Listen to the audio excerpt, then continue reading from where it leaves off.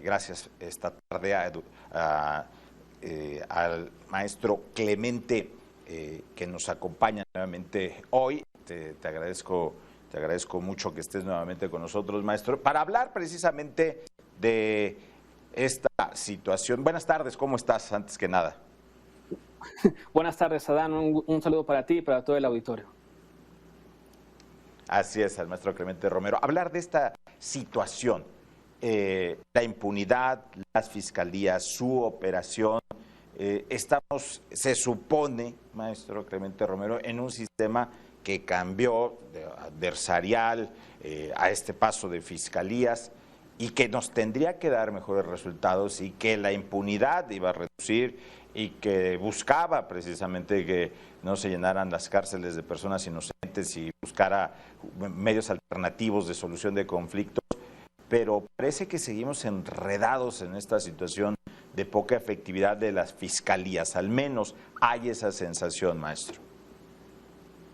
Así es, Adán. Lamentablemente, la reforma de justicia penal en México que se ha implementado en las últimas décadas ha quedado inconclusa o quedó muy corta en muchas entidades del país. Y esto se debió por diversas circunstancias. Una de ellas fue la falta de voluntad política de entidades federativas, inclusive de diversas áreas dentro del gobierno federal, para cambiar radicalmente la forma en la que se impartía la justicia en este país. Mucho del dinero que se destinó para reformar nuestras instituciones simplemente desapareció, o los procesos de implementación fueron muy lentos o muy tortuosos, o los mecanismos de evaluación para verificar el cumplimiento de las metas que se trazaron hace más de 10 años, pues quedaron en muchos lados muy cortos. Y esto nos ha generado que al día de hoy tengamos esta misma percepción de inseguridad que hace 10, 15 años, que las instituciones de procuración de justicia estén colapsadas y que sigan estando al servicio del gobernante en turno, primero para cumplir vendetas político-electorales y en un muy secundario lugar, pues para atender las quejas y la persecución de los delitos en nuestro país. Esto es sin duda un hecho lamentable y esto explica el por qué tenemos una impunidad prácticamente total en la mayoría de los delitos que se cometen en todo el país. Sin duda hay entidades que han hecho el mejor trabajo que otras y eso ya lo han podido demostrar diversas investigaciones de organizaciones de la sociedad civil como México Evalúa. Sin embargo, en términos generales, las fiscalías de nuestro país están sujetas a un férreo control político por parte del gobernante en turno, lo cual minimiza la independencia que teóricamente debieron tener desde hace varios años. Y para este problema, uno de los principales, es el tema presupuestal, segundo es el control político que existe sobre las mismas y tercero, la falta de seguimiento ciudadano en el cual nosotros no podemos saber cuánto del presupuesto que se destina a la Procuración de Justicia realmente se ejerce de manera adecuada y oportuna. Tenemos una crisis forense en México, lo cual se manifiesta con más de 100,000 personas desaparecidas y eso representa pues que veamos estas escenas dantescas, tristes y muy lamentables y desgarradoras, por la cual decenas o centenares de familiares de personas desaparecidas buscan a sus seres queridos con pico y pala en diversos rincones del país. Oye, maestro Clemente, y resulta también que esta autonomía de la que me hablas, que está hay un sujeto, un control férreo, uno en el tema presupuestal, otro en los intereses políticos hacia los fiscales, y que terminan, finalmente son periodos de 9 años, 8 años en algunas entidades para hacerlos transeccionales, pero resulta que si llega un gobernador de otro partido, o terminan renunciando o terminan en la cárcel. O sea, ahí se nota la falta de autonomía y vamos a seguir viendo esto seguramente. Probablemente sí, porque nuestro arreglo institucional así se ha diseñado. Cuando se visualizó la creación de la Fiscalía General y sus réplicas de las entidades federativas, presuponíamos que el que hubiera una mayoría calificada para designar al fiscal incentivaría la cooperación de distintos actores políticos para elegir al mejor perfil. Sin embargo, la realidad nos ha demostrado que nos hemos quedado muy cortos. ¿Y esto por qué, Adán? Porque si nosotros analizamos cuál es el perfil de las personas que eligen a los fiscales a nivel nacional y en las entidades federativas, pues son representantes de los partidos políticos, muchos de los cuales obedecen a la agenda que tengan sus líderes, porque ellos son los que deciden su futuro político. Si los líderes apoyan a algún candidato, pues las personas votarán por el candidato o la candidata que ellos les elijan. Y sabemos que los cambios políticos en muchas ocasiones son traumáticos y por eso tenemos que fiscales que ahora están en la cárcel, exgobernadores que ahorita están en prisión y muy probablemente actuales funcionarios o gobernadores cuando terminen sus cargos y se iniciará contra ellos alguna persecución. Las fiscalías, el proceso de elección de los fiscales en algunos países se eligen a través de voto directo, inclusive esa es una propuesta que se ha puesto sobre la mesa. Sin embargo, yo soy un tanto escéptico sobre el tema. ¿Por qué? Porque la mayoría de las elecciones tenemos un problema respecto al nivel de cooptación político-electoral que tenemos en distintos puntos del país.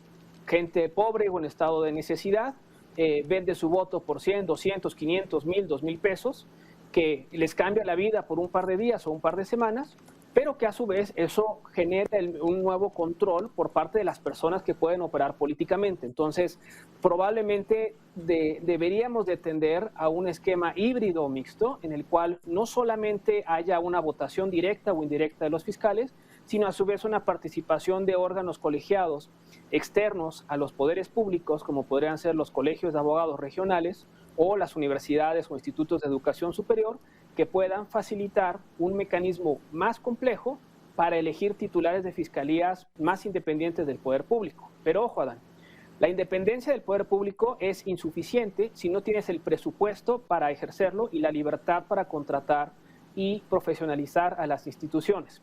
De nada nos sirve tener un premio Nobel, ¿no? Como fiscal si no tiene el presupuesto para operarla.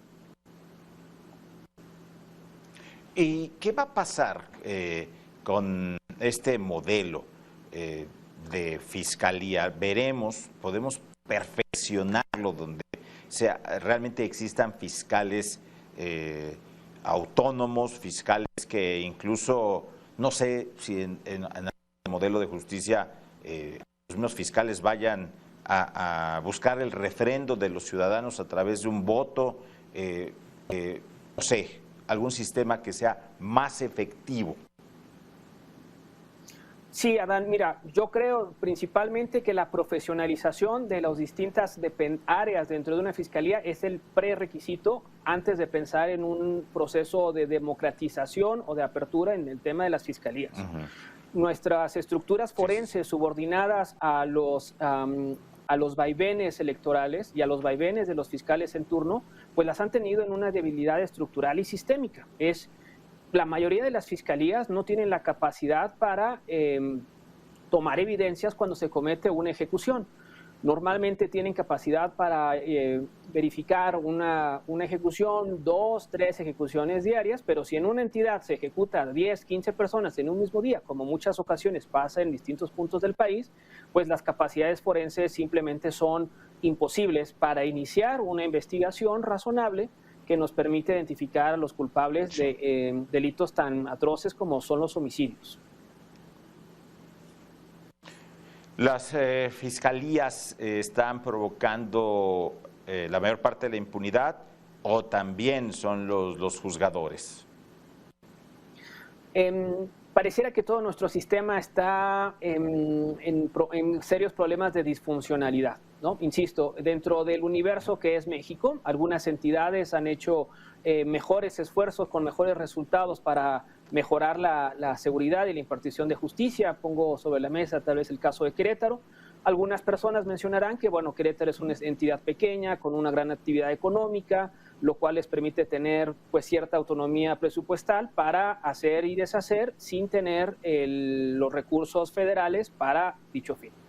Sin embargo, hay otras entidades federativas que están técnicamente quebradas y que su margen de operación presupuestal pues es muy marginal. Y normalmente se voltea a verlas pues cuando hay un escándalo o cuando hay un crimen extraordinario, ¿no? Pensemos el caso, por ejemplo, de Guerrero o de la vecina Morelos. Son entidades que han estado calificadas de manera sistemática en los niveles más bajos por las organizaciones de la sociedad civil que evalúan la función de las fiscalías y que a su vez presentan muy baja capacidad de recaudación y muchos problemas sociales y políticos que hacen muy difícil que las entidades federativas tengan el suficiente recurso. Y cuando lo tienen, pues no lo destinan para lo que se les asignó, desapareciéndose o evaporándose el dinero público. Así que no todo tiene que crecer de manera gradual y sostenible. No podemos tener superpolicías teniendo fiscalías disfuncionales, ni tampoco podemos tener un extraordinario sistema forense si no tenemos un sistema judicial que procese la información que ellos estén generando. Veámoslo así, la marea tiene que crecer y en esa marea tienen que mejorar las condiciones y la profesionalización de las secretarías de seguridad, de las fiscalías, de los órganos forenses y del Poder Judicial que también puedan brindarle seguridad y protección a los jueces que emiten sentencias contra titulares del crimen organizado, porque también hemos visto que muchos jueces se les deja a la mano de Dios y son ejecutados cuando ellos son los representantes del Estado mexicano, representantes de todos nosotros, y que cumplen dictando sentencias en contra de la criminalidad. Entonces, el Estado necesita proteger desde el policía de la calle hasta el juez o ministro de la Corte que emita alguna resolución que afecte los intereses del crimen organizado. Esto es algo que nos urge hacer como país y que pareciera que en este espiral en el que nos encontramos no sabemos hasta dónde vamos a tocar fondo. Hay países como Colombia o Italia que han vivido lo que nosotros estamos viviendo y que no fue hasta que hubo un cambio radical que las cosas empezaron a cambiar. Esperamos que en México, a través de la presión social y de los espacios como este, podamos sensibilizar a la opinión pública de la urgente necesidad de que la profesionalización de las instituciones de seguridad y procuración de justicia es elemental para la supervivencia del Estado mexicano. Concluyendo, habría que respetarse un servicio profesional de carrera de manera escrupulosa en las fiscalías para lograr pequeños avances. Sin duda, eso sería un gran paso, porque lo que pasa en muchas entidades es los esquemas de control de confianza son disfuncionales, no se respeta la antigüedad, no se respetan los derechos laborales del personal, muchas ocasiones porque hay restricciones propias dentro de la Constitución, pero a su vez no se les brindan los beneficios adicionales por tener este régimen especial. Así que, sin duda, necesitamos profesionalizar a las fiscalías y un primer paso para su profesionalización es brindarles certidumbre laboral a las personas que trabajan y obviamente perseguir y sancionar a las personas que traicionan la confianza ciudadana. Pues, maestro Clemente Romero, abogado y consultor en seguridad, te agradecemos mucho, como siempre, estos minutos con Mega Noticias MX en esta tarde. Adán, muchas gracias, un saludo a ti y a todo tu auditorio. Hasta luego.